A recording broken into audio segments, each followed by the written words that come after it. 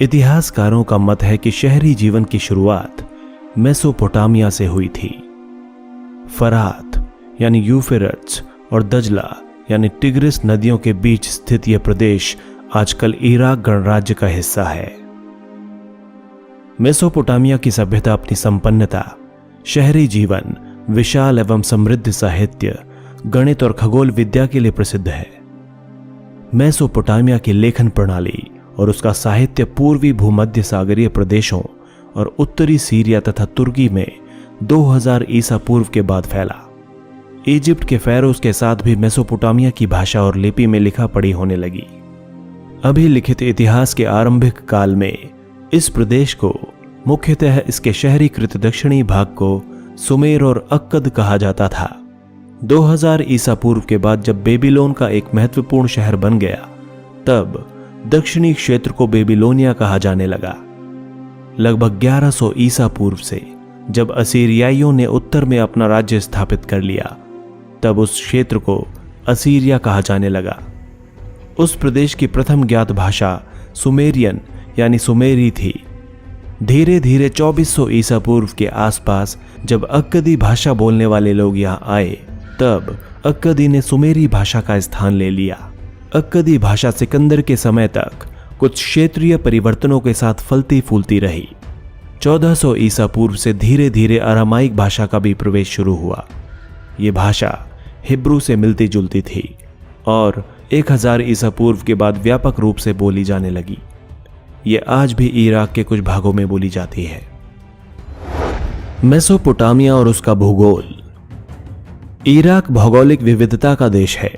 इसके पूर्वोत्तर भाग में हरे भरे ऊंचे नीचे मैदान है, जो धीरे धीरे एक पेड़ों से घिरी हुई पर्वत श्रृंखला के रूप में फैलते गए।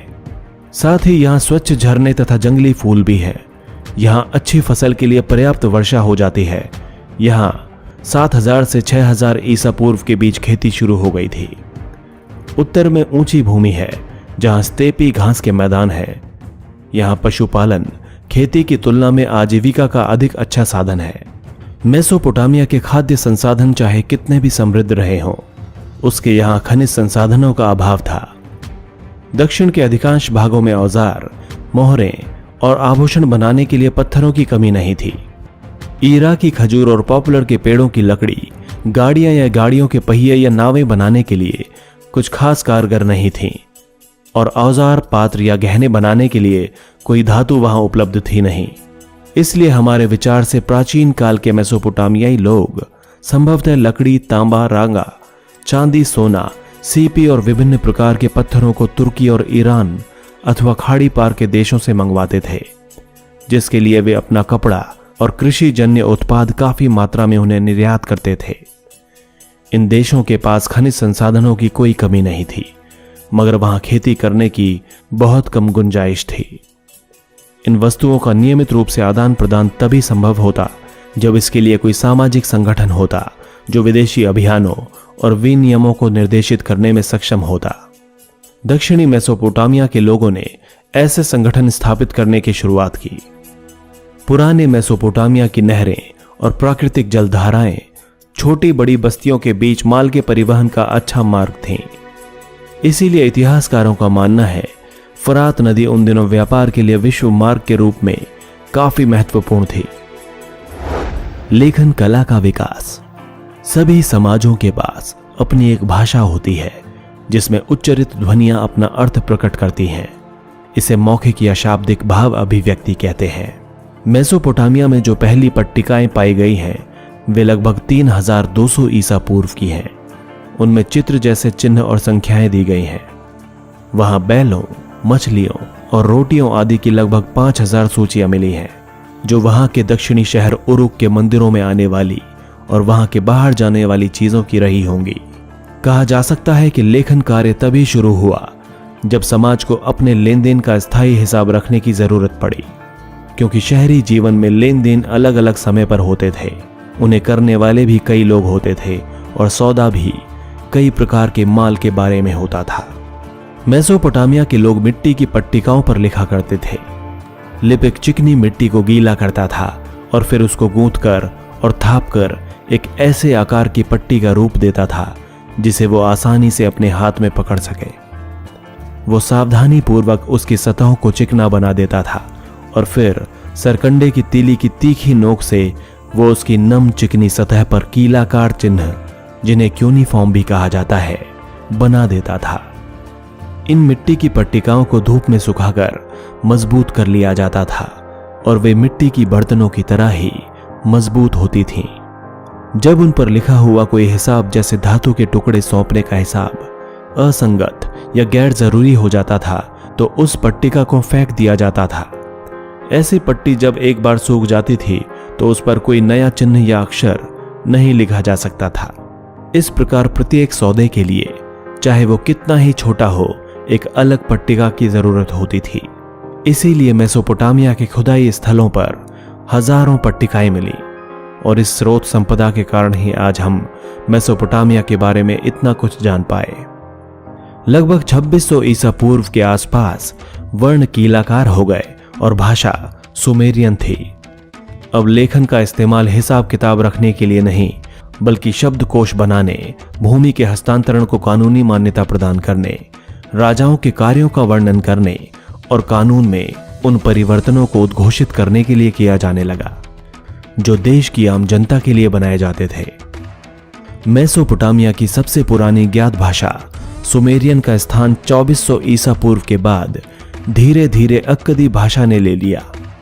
अक्कदी भाषा में कीलाकार लेखन का रिवाज ईसवी सन की पहली शताब्दी अर्थात 2000 से अधिक वर्षों तक चलता रहा। 5000 ईसा पूर्व से दक्षिणी मेसोपोटामिया में बस्तियों का विकास होने लगा था। इन बस्तियों में से कुछ ने प्राचीन शहरों का रूप ले लिया। ये शहर कई तरह के थे। पहले वे जो मंदिरों के चारों ओर विकसित हुए, दूसरे जो व्यापार के केंद्रों के रूप में विकसित हुए और बाकी शाही शहर थे। उरुक नाम का नगर, जो उन दिनों सबसे पुराने मंदिर नगरों में से एक था, से हमें सशस्त्र वीरों और उनसे हताहत हुए शत्रुओं के चित्र मिलते हैं और सावधानी पूर्वक किए गए पुरातात्विक सर्वेक्षणों से पता चलता है कि 3000 ईसा पूर्व के आसपास जब उरुक नगर का 250 हेक्टेयर भूमि में विस्तार हुआ तो उसके कारण दर्जनों छोटे छोटे गांव उजड़ गए और बड़ी संख्या में आबादी का विस्थापन हुआ। उसका यह विस्तार शताब्दियों बाद फूले फले मोहनजोदड़ो के नगर से 2 गुना था। यह भी उल्लेखनीय तथ्य है कि उरुक नगर की रक्षा के लिए उसके चारों ओर काफी पहले ही एक सुदृढ़ प्राचीर बना दी गई थी। शासक के हुक्म से आम लोग पत्थर खोदने, धातु और खनिज लाने, मिट्टी से ईंटें तैयार करने और मंदिर में लगाने, इसके अलावा सुदूर देशों में जाकर मंदिर के लिए उपयुक्त सामान लाने के कामों में जुटे रहते थे। इसकी वजह से 3000 ईसा पूर्व के आसपास उरुक में तकनीकी क्षेत्र में भी काफी प्रगति हुई। अनेक प्रकार के शिल्पों के लिए कांसे के औजारों का प्रयोग होता था। वास्तुविदों ने ईंटों के स्तंभों को बनाना सीख लिया था। पृथ्वी के चारों ओर चंद्रमा की परिक्रमा के अनुसार एक पूरे वर्ष का 12 महीनों में विभाजन, 1 महीने का 4 हफ्तों में विभाजन, 1 दिन का 24 घंटों में और 1 घंटे का 60 मिनट में विभाजन, ये सब जो आज हमारी रोजमर्रा की जिंदगी का अचेतन हिस्सा है, मेसोपोटामिया के निवासियों से ही हमें मिला है। समय का यह विभाजन सिकंदर के उत्तराधिकारियों ने भी अपनाया। वहां से ये रोम और इस्लाम की दुनिया को मिला और फिर मध्ययुगीन यूरोप में पहुंचा।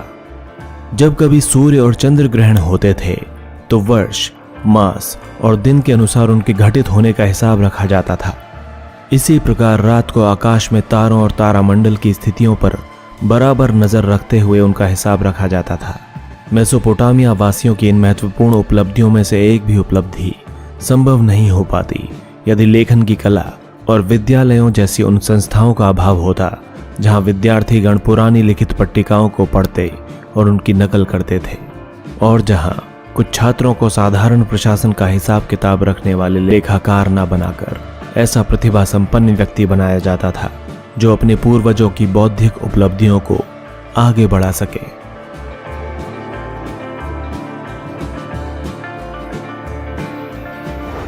दोस्तों, अगर आपको हमारा वीडियो अच्छा लगा तो प्लीज लाइक करें, शेयर करें और कमेंट करें, और हमारे चैनल हिस्टोरिक हिंदी को सब्सक्राइब करना ना भूलें ताकि हमारी हर नई वीडियो की अपडेट आपको मिलती रहे।